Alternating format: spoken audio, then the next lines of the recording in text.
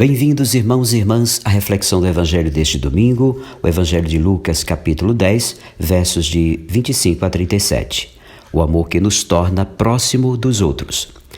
A parábola do bom samaritano é própria de Lucas. Ela tem suas raízes na síntese do Sermão da Planície. Sejam misericordiosos como o Pai de vocês é misericordioso. A misericórdia não precisa de um código de leis para se manifestar.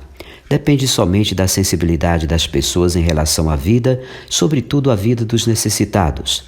Isso se torna claro a partir da análise das personagens da parábola.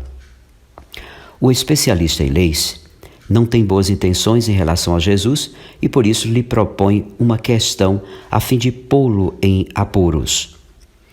Está agarrado a um código de leis que por si só não traduzem a vida. Não se interessa com a prática da misericórdia, embora tenha chegado a uma síntese do que significa ser humano. Ame o Senhor, seu Deus, com todo o seu coração, com toda a sua alma, com toda a sua força e com toda a sua mente, e ao seu próximo como a si mesmo. Conseguiu unir em dois polos a religião e a ética. Mas não é capaz de sair de si próprio, porque ainda lhe falta o mais importante, a prática que se traduz na misericórdia. Está interessado em saber quem é o meu próximo e Jesus lhe mostrará, através da parábola, como ser próximo dos outros. A parábola apresenta um caso típico para a própria situação para que possa se viver a misericórdia. A primeira pessoa da parábola a passar por aí é um sacerdote. É homem da religião.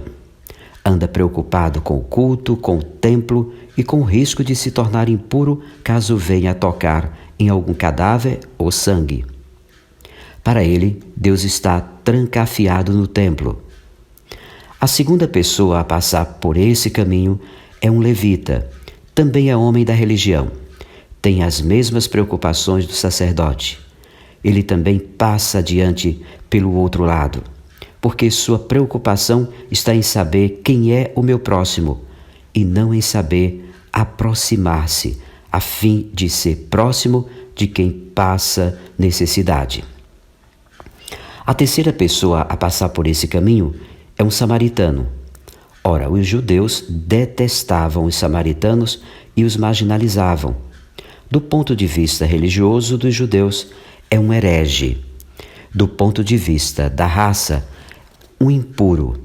Do ponto de vista social, um inimigo e marginalizado. O samaritano não está apegado a um código de leis. Age simplesmente a partir do que sente e da marginalidade em que vive.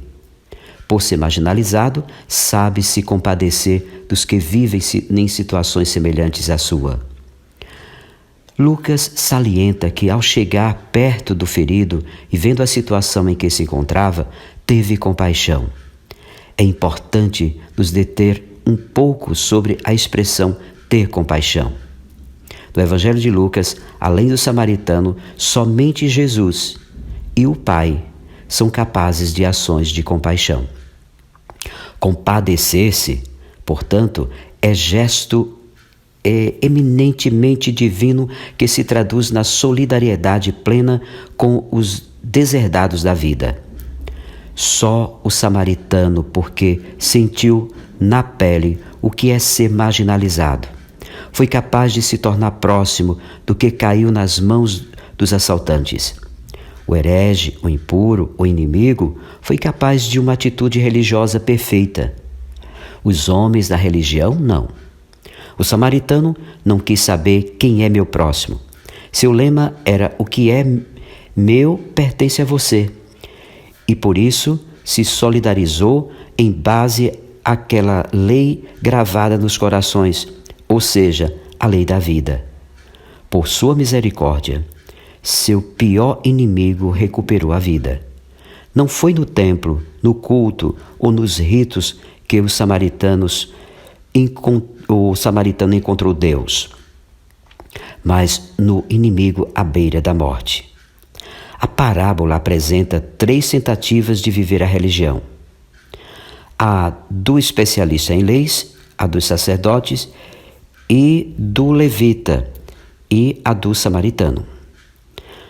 O especialista em leis pensa filtrar a religião através do código de leis e da pergunta sistemática: isso faz ou não faz parte da religião?